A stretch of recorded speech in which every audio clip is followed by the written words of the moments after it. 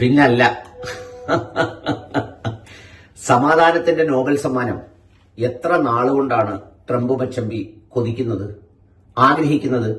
അതിനുവേണ്ടി എന്തെല്ലാം പറഞ്ഞു, ആരോടെല്ലാം പറഞ്ഞു?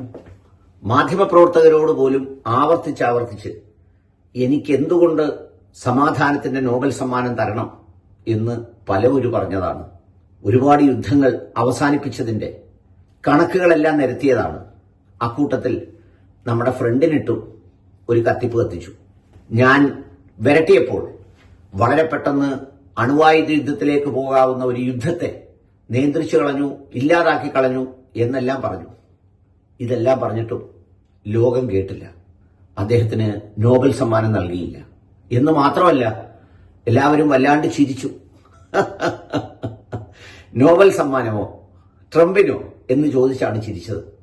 പക്ഷെ ദേ ഇപ്പോ ഒക്കെ ചങ്ങായി, ഏറ്റവും പ്രിയപ്പെട്ട നെതന്യാഹു ഇസ്രയേലിന്റെ പ്രത്യേക സമാധാന പുരസ്കാരം സാക്ഷാൽ ട്രംപിന് നൽകാൻ തീരുമാനിച്ചു. എന്തൊരു മഹാനുഭാവലു, എത്ര വലിയ മനുഷ്യനാണ്!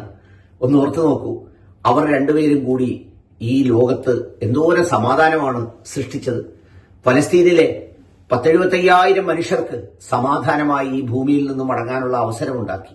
അതുപോലെ ഒരുപാട് ആളുകളുടെ വീടുകൾ തകർത്തും ദേവാലയങ്ങൾ തകർത്തും ഒക്കെ ഈ പ്രപഞ്ചത്തിൽ സമാനതകളില്ലാത്ത, ഒരു താരതമ്യമില്ലാത്ത വലിയ സമാധാനമാണ് ഇരുവരും ചേർന്ന് നടപ്പിലാക്കിയത്. ആ സമാധാനത്തിന്റെ സന്തോഷത്തിനു വേണ്ടിയാണ് ഇപ്പോ നെതന്യാഹു സമാധാന പുരസ്കാരം പ്രിയപ്പെട്ട ചെങ്ങായി ട്രംപിന് നൽകിയിരിക്കുന്നത്.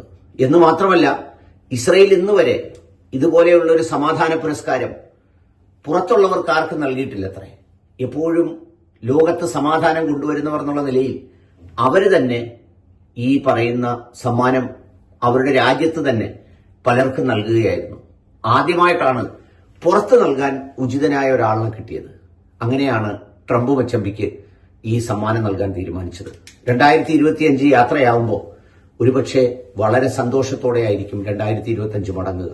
കാരണം തന്റെ ഏറ്റവും പ്രിയപ്പെട്ട ഈ വർഷങ്ങളിലൊക്കെ ഈ ലോകത്തിന് സമാധാനം പകർന്നു നൽകിയ ട്രംപിന് ഒരു സവിശേഷമായ ഈ പുരസ്കാരം കിട്ടിയാണ് മടങ്ങുന്നത് എന്നുള്ളതുകൊണ്ട്. ഏതായാലും ഗസ വെടിനിർത്തലിന്റെ 2ാം ഘട്ടം ഇതുവരെ ആയിട്ടില്ല. ഇസ്രയേൽ ആളുകളെ കൊല്ലുന്നത് അവസാനിപ്പിച്ചിട്ടുമില്ല. സമാധാനം അതല്ലെങ്കിൽ ശാന്തി എന്നൊക്കെ പറഞ്ഞതല്ലാതെ ഒരു സ്ഥിരമായ ശാന്തിയും ഗസയിലെ മനുഷ്യർക്ക് ഇതുവരെ കിട്ടിയിട്ടുമില്ല. ഇപ്പോ 2ാം ഘട്ട വെടിനിർത്തലിന്റെ കരാർ ഉണ്ടാക്കുന്നതിന്റെ തിരക്കിലാണ് സമാധാന കരാറിന്റെ മധ്യസ്ഥരായ രാജ്യങ്ങൾ എന്നൊക്കെ പറഞ്ഞൊരു വാർത്ത കേൾക്കുന്നുണ്ട്.